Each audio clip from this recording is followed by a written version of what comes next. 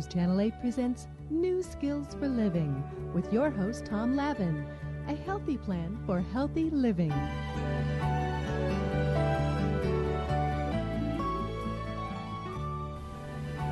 Hello and welcome to New Skills for Living, a show dedicated to healing and wholeness in our community. We have two important topics that we're going to cover in this show. In the third and fourth segment, we're going to be talking with Steve Burt, the Executive Director at Ridge House, about how they help women and men who are discharged from prison really turn their lives around. However, in these first two segments, we're going to be talking about another really important topic. I want to make sure I get this right. It's fetal alcohol spectrum disorders. Very important topic about how the fetus is affected in the uterus. And our guest is Dr. Susan Doctor, who is on the faculty for the Center for Alcohol Studies up at the University of Nevada, Reno. Susan has been very instrumental in changing the lives of a lot of people in our community. She's been a teacher, she's been a school counselor, she was the administrator of the Alcohol and Drug Prevention Program for the Washoe County School District, and for the last 22 years. She's been very passionately involved in teaching people about this topic, and especially that there is help and there is hope for those affected by fetal alcohol spectrum disorder. Susan, it's great to have you here at New Skills for Living. Thank you for the honor. Yeah. I'm glad to be here. Thank you, Susan. So could you please describe to us, what is that? What are we talking about here, Susan? Okay, fetal alcohol spectrum disorders is an umbrella term. It's to describe the fact that there is a spectrum of possibilities of impairment when a fetus is exposed, if it is impaired, actually. It's not a given, but when they're exposed to alcohol in utero. So there's three diagnoses that fall under that umbrella. Fetal alcohol syndrome being the one that most people are most familiar with. And now we don't say fetal alcohol effects anymore in its place. We say partial fetal alcohol syndrome, and there's reasons for that, but lengthy. And then the last one is alcohol-related neurodevelopmental disorders, which means that the fetus was impaired only with the brain. Oh, I see. The neurological disorders, that's where that comes from, see.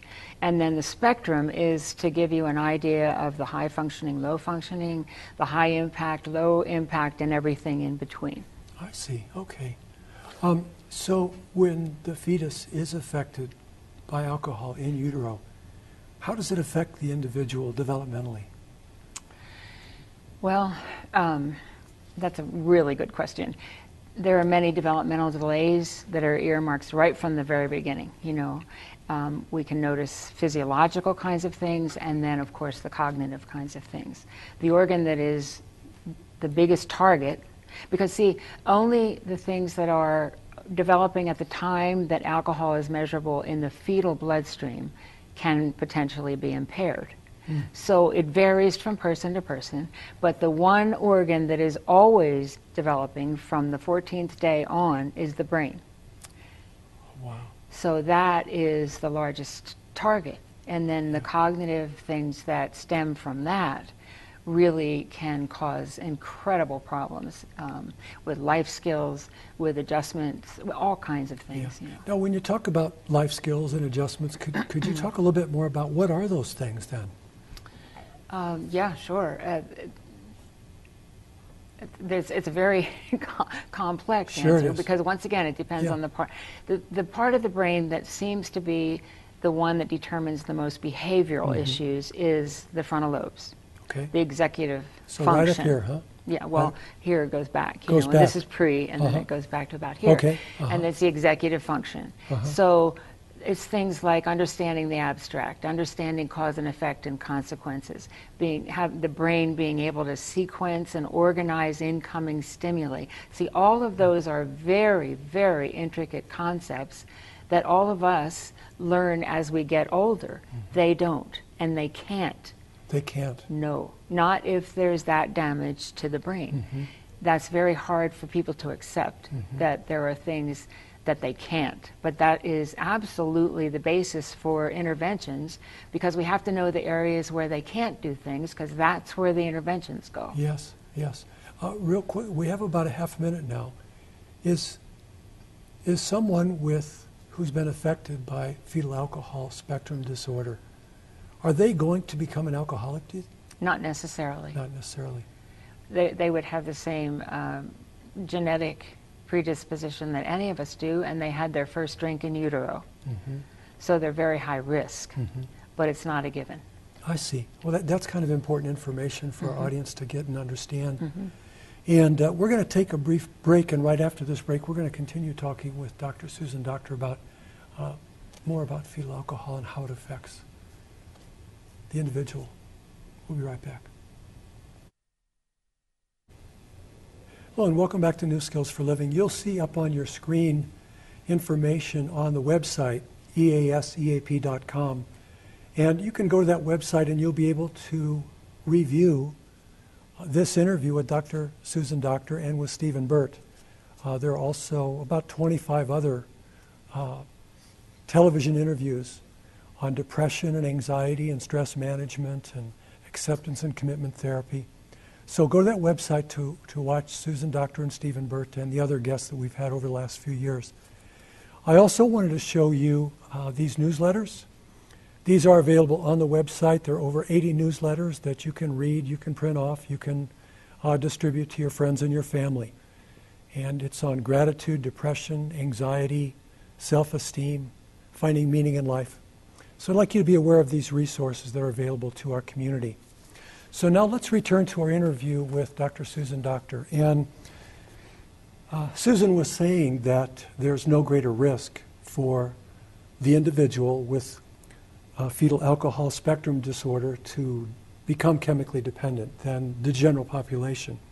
The only difference would be that they were exposed in utero, utero. Right away. And then some of the babies are born addicted. They are born they're addicted. going to have a whole different, but they're put through with withdrawal right away, and then with appropriate structure around them, then they can avoid addiction later. Okay.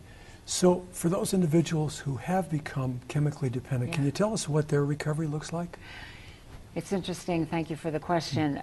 Usually recovery is too complex. It involves cognitive abilities that they don't have because of that organizational sequential thing. If they don't get cause and effect, most of what we do is based on an understanding of cause and effect. They have a consequence, and we're hoping that they won't like that consequence. Well, they can't do that at all. It's often treatment plans are too academic for someone that has one of the spectrum disorders. So if they don't have help, they very often are dismissed from treatment, which is very sad for me, because it's their disability that's creating their ability to their inability to be in compliance. And then, of course, with slips and relapses, I guess there's a problem with impulse control and thinking through that first drink that other recovering people do. Can you tell us a little bit more about that, Susan? Well, it's all based on the cognitive, whatever the impairment is, and that's a very good point. When I have sponsored myself, I'm in recovery, and I have sponsored 3 different people that have fetal alcohol syndrome, and we have to change the steps a little bit. We don't change the concepts, but how they are carried out, because the 12 steps. Yes. Because they're too abstract. So we have to make them concrete. We have to make them less cause and effect, that kind of thing. So can you, as an example, when you talk about powerlessness and unmanageability in the first step, how do you do that with someone? Well, you have to think differently.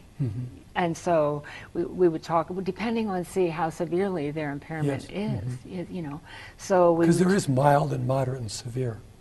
But see, the whole thing, the whole spectrum. Yeah. But the whole thing about powerlessness and unmanageability, that's very abstract. Yes. So I have to figure out a way for whomever it is that I'm working with on the steps to make it concrete. So we talk about life circumstances, we talk about what fell apart, but they're not going to get it by cause and effect. Yeah. Well, that's really important to know. Now, we have about a minute and a half, and I know hope is very Hope. important to you. Yes. Hope of recovery. Please tell us about that. I've had people say to me, why should we bother to fix it? It lasts a lifetime and the can'ts are forever. The hope is in the intervention strategies. So nothing is more important than educating people in how to be appropriate in the application of intervention strategies that will actually change the outcomes to be more positive. They don't fix any of the cognitive impairment, and it's important that we remember that. But we can change the outcomes so that they're more positive for the individual, and you watch their self-esteem just go way up. Yeah. Well, that is so great to hear from you, Susan, that there is hope. Yep. I wouldn't be here if there wasn't. Yeah, that's exactly right, and all this great work you've done. We have about a minute left, and so people that are watching this, if they're identifying themselves or a loved one, please tell us a little bit more in this last minute about what can they do to get help and have hope. Unfortunately, in terms of diagnosis, which is that's an amazing intervention strategy that's very important. But we have two, in the north we have one diagnostic clinic, and then of course Nevada Early Intervention Services, Dr. Kinman is trained, and they have a whole team there. So in the north we have 0 to 18. Nobody, in south there's another diagnostic clinic. Nobody has anything over the age of 18, which is very sad. Okay. Well, and that is sad, but hopefully hope will continue and services for these folks will continue to grow, I hope, and be available.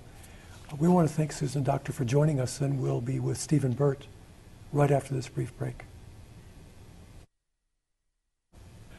Hello, and welcome back to New Skills for Living. In our third and fourth segments today, we're going to be talking about another very important topic, and that is when women and men are released from prison, that there is help and there is hope.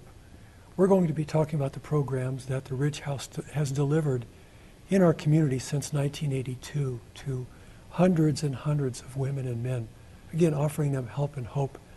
Our guest is Steve Burt.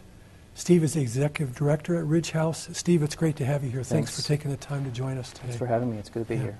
So, when we think about a woman or a man being released from prison, all we can think about is, oh my gosh, it must be a tremendous challenge. Tell us about those challenges, Steve. Well, it's a huge challenge. Imagine that your house was taken away from you, your job was taken away from you, all your clothes and all your worldly possessions may not exist anymore. And so the biggest challenge for somebody getting out of prison is housing. Where are they going to live? If somebody expires their sentence, they have nowhere to go. If they're getting out of prison on parole, at least they're probably going to be guided towards a halfway house or a treatment home of some kind, and then they're going to assist them. The other significant challenge, and probably the biggest significant challenge, is employment. As our economy shifted around 2008, 2009, people were getting out of prison before then and able to get work easily. In the construction industry usually, but they would be able to find work within the first week. And in fact, at that time, we were sanctioning people for not getting work quickly, but we couldn't do that as the economy changed. So the biggest task has been getting them employed. I mean, we have a 3-week window, really, before they get really frustrated when their employment search doesn't go as well as they've liked. It's just a matter of numbers and applying for as many jobs as possible. So employment is a big, big, big deal. If you found out that you had 2 applicants for the same job, are you going to hire the former offender, or are you going to hire the person who's never been arrested? And a lot of companies are afraid of hiring former offenders. Then the third major category is that the vast majority of people who are getting out of prison have a substance use disorder of some kind. And of course there are others who also have mental health disorders and co-occurring disorders, but they, for the most part, need to be in recovery from substance dependence disorders and need to get into recovery. And that's one of the things that we try to guide them towards is recovery, but abstinence is the most significant challenge for people who've been in prison, who come out feeling like they've been abstinent while they were in prison, so they're good to go. So we've got about a minute now, Steve. So very briefly, we'll get into this more in the next segment, but what does Ridge House provide then to help these folks out? Well, first and foremost, we provide that housing, that landing spot in our treatment homes for people who are coming out of prison. We have 39 beds to do that kind of thing. And then we set them up with our mentoring program, which is intended to assist in their getting a job. So they have a 13-week program. We send them out in a van. They fill out 20 applications a day. We have case management. We're watching them intently on their job search to make sure that it happens appropriately. And then we're guiding them in our recovery towards a 12-step spiritual-centered form of recovery by getting them to 12-step meetings, groups, and one-on-one sessions. Yeah. Very, very comprehensive approach that folks are offered through Ridge House. And we're going to find out more about help and hope right after this brief break. Hi, we're talking about the Ridge House and the help and hope that they offer to women and men who are released from prison. So, Steve, I think it's important that we all understand recidivism and the impact that it has on the individual, on the society, and the contribution really that Ridge House makes to the community. Please tell us about that. Yeah, we can't talk about reentry without talking about recidivism. The nationally accepted recidivism rate is 67%.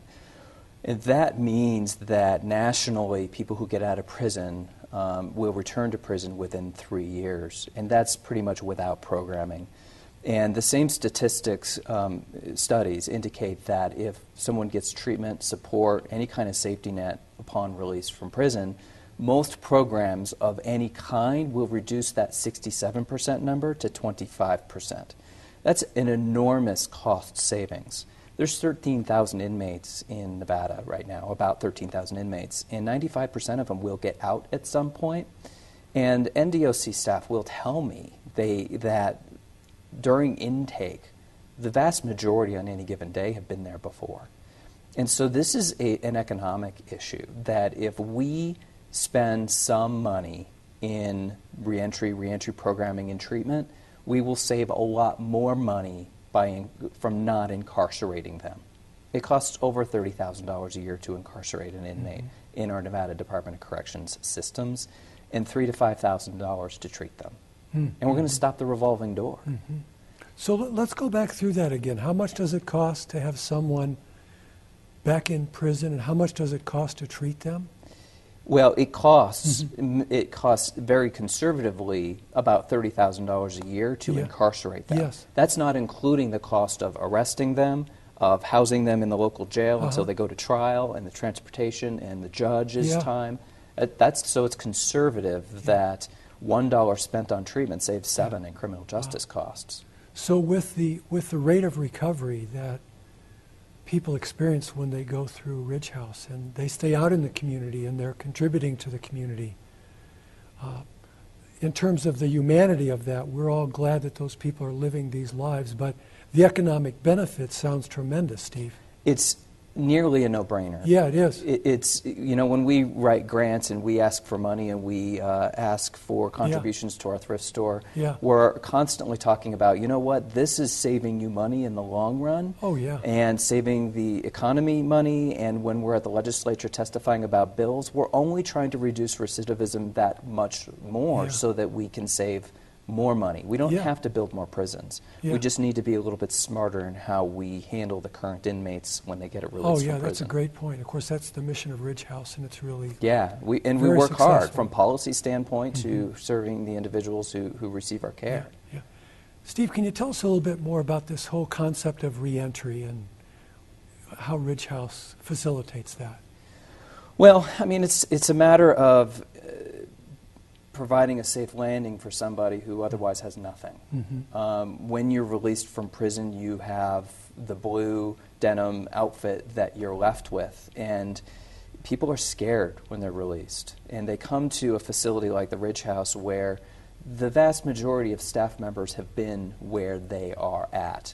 And that's great. Yeah, we assist them through a mentoring process of, I was there, here's a hand up. We're not giving a hand out. We're helping them get where my counselors, my house managers have come from. One very recent case where one of my staff members who was in prison at some point, she had her right to vote restored recently as a result of some discussion we had at the legislature. And she was so moved by that it was wonderful for me to see her feel empowered and a member of the community that she's been living in as a free individual for 10 years, but didn't have the right to vote, so she didn't feel that way. Yeah, that's a great example. Now, we've got about a minute now, and to the folks that are watching us, Steve, what would you like to tell them about Ridge House or about the mission of Ridge House or how people could support Ridge House with its mission? Well, anybody can support in a lot of ways. We have a thrift store on West First Street that we use for donations to not only support our programs, but also to provide the things that our people need who are getting out of prison, like clothes, household items when we eventually move them into an apartment. We also have a mentoring program that small business owners can come and talk about how they manage to get their business up and going. There's a work opportunity tax credit that the state offers for people who hire former offenders to dispel the fear that maybe many employers have for hiring former offenders. And we also have OJT money to assist people we may be able to pay half of their salary Steve, if they employ them. That is great. That is some great information. We're very grateful to Steve Burt for coming and talking with us about the mission of Ridge House and the difference they make in the lives of individuals and in our community. Up on your screen, again, you'll see the website, easeap.com. If you'd like to watch Steve's interview again, or Dr. Susan Doctor, or the other guests that have been on New Skills for Living. And we'll see you next month. Take good care of yourself.